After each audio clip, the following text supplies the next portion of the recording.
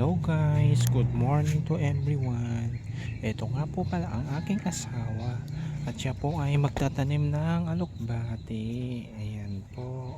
Ang tawag po dyan sa Ilocano ay bilbilunak. Tatanim na po kami ng alokbati. Ayan po ang aming munting bakuran.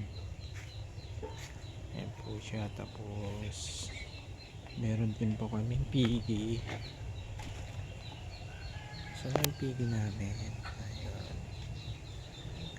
Saan na yung mga pato namin?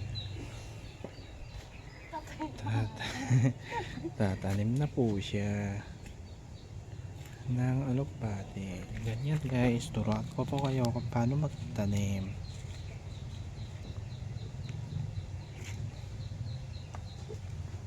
Ganun lang po magtanim, tinugkil-tugkil lang po niya. Tinugkil-tugkil lang po doon sa may matabang lupa.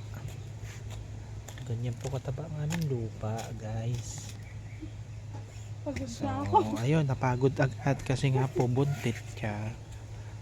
Siya po ay isang buntit.